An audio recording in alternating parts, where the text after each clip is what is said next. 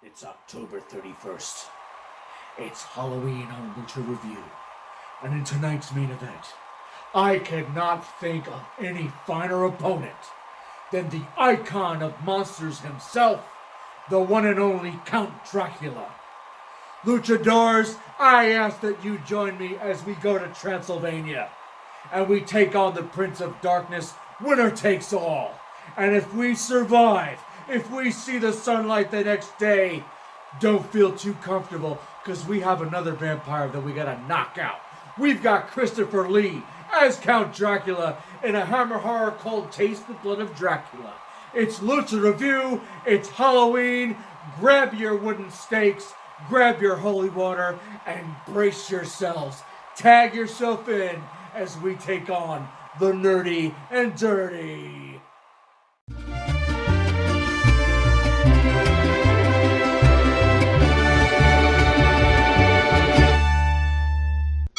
Since 1897, when the book was published, you hear Halloween, and Dracula is one of the first icons or characters you think of.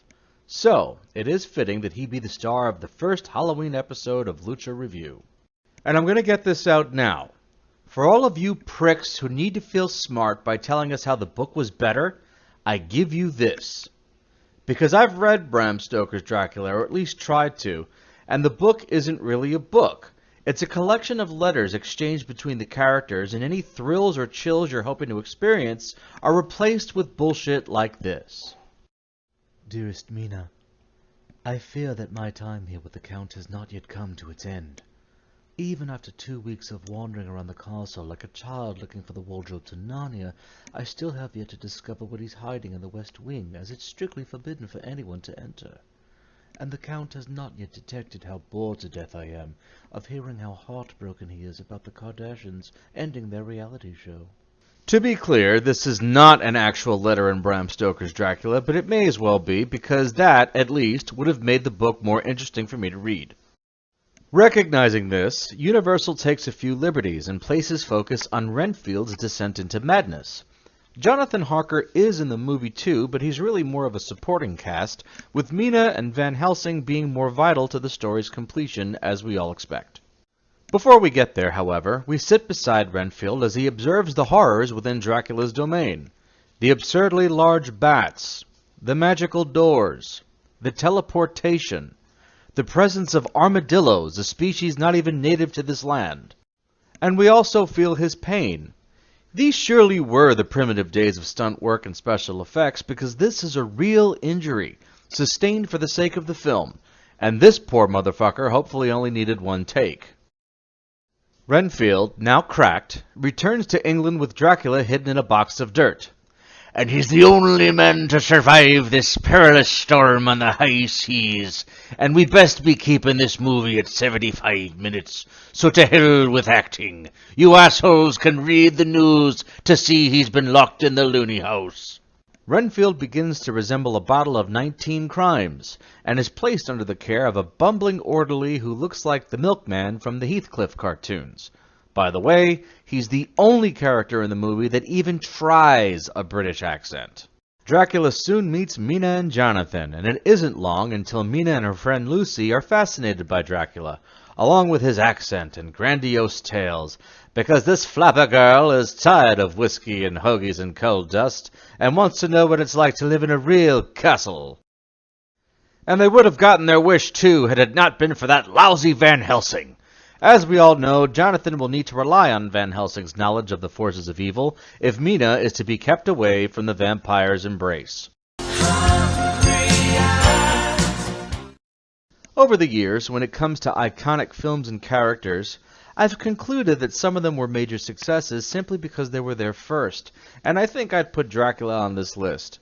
The early days of monster movies typically had a lesson. For example, Dr. Frankenstein learned the consequences that come along with playing God, while King Kong shows us what could happen when mankind meets an animal that can't be tamed. Dracula is really a story of a vampire who just wants to add more women to his harem, and that's hardly worth the godlike status the character now has. On the other hand, you want to get lost in the movie sets and landscapes. The scenery and ambiance in this film are the foundation on which Gothic horror was built, and following it are thousands of movies and video games that beckon us back every October. With that said, The Prince of Darkness deserves no less than main event status on Lucha Review. Dracula isn't one of my favorite classic Universal monster movies, but you really can't have a Halloween without it, and if you like it less than I did, no big deal, it's only about an hour and 15 minutes. At the very least, if you're watching this off of the Complete Legacy collection like the one I have on Blu-ray, you can watch the film in the Monster Tracks version, which will give you little fun facts associated with Universal monster films. We now move on to Taste the Blood of Dracula, which comes to us from the Hammer Horrors library that helped expand the world of Gothic horror films.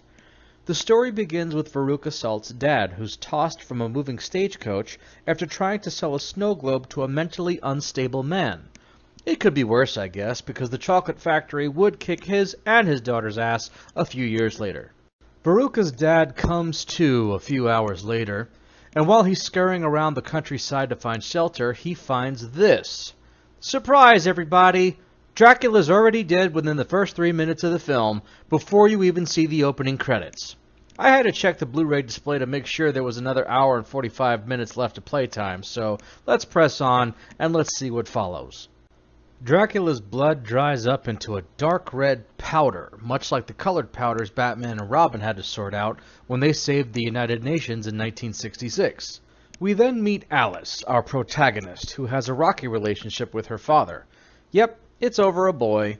The story borrows a bit from Romeo and Juliet, as her love interest, Paul, tends to sneak around the bushes to grab her attention, much to her father's disapproval. Because, by Jove, his daughter will not be seen with some underachieving riffraff.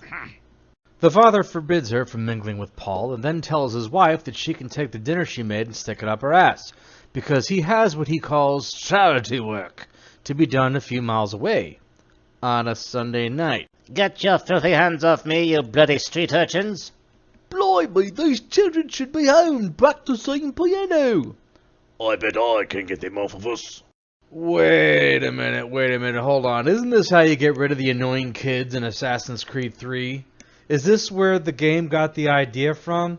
Okay, well I hope you die first, motherfucker, because that was the most annoying nuance of Assassin's Creed 3, and I stopped playing that fucking game because of it.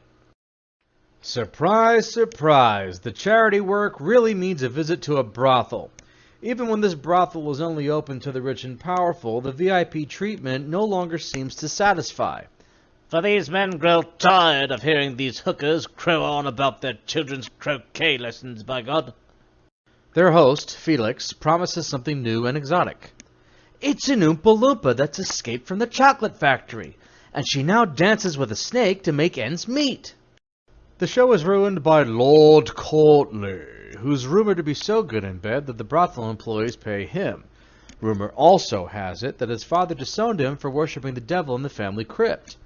Felix apologizes for the interruption, but these cranky old men desire something exotic to spend their money on, and a peek into Courtly's forbidden rituals might just scratch that itch. Courtly is onto this quickly and proceeds to work them over better than Felix's hookers. He convinces them to cover the bill to acquire Dracula's remains, which are hiding in the black market run by Veruca Salt's dad. Neither Willy Wonka nor the Oompa Loompa are here to stop these old men from bringing the remains to the Courtly family crypt. Courtly, who's hopefully using a special effects knife, unlike our friend Renfield, prepares the blood of Dracula to be consumed with aim to resurrect the master. The old men chicken out, but Courtly is determined and drinks deep. Mr. Scrooge, the police will think we poisoned him. Quite right, Mr. Marley. Let's beat him to death! After the old men make a run for it, Courtly undergoes what's best described as a Rankin Bass animated transition to become Dracula himself. And Dracula, knowing that one of his servants has been murdered, is now out for blood for two reasons. As the disgraced aristocrats head back home to forget the whole incident, Alice is snuck out to attend a party with Paul, and might have gotten away with it had she arrived a minute sooner. Her dad is furious, and not right in the head, and chases her to the garden where he intends to beat her senseless. Who are you? I am Batman. Now go kill your father. Okay. Alice, now charmed, becomes the Ghislaine Maxwell to Dracula's Jeff Epstein and brings her friend Lucy for him to use as he deems fit. Lucy becomes a bride. It's Lucy. She's dead. Dude, she's trying not to laugh, and she's still breathing. Dracula will continue his pursuit of the men who murdered his loyal servant. Meanwhile, it'll be up to Paul to find Alice in the main event and break the spell she's under. I'm only just getting into Hammer horrors myself, but of the ones I've seen this year, Taste the Blood of Dracula stands out. It's a good story that expands the Dracula character, it doesn't drag, and it certainly doesn't skimp on any of the eerie sets that make these movies so much fun. Taste the Blood of Dracula is a main event movie, and deserves a spot in your Dracula movie marathon.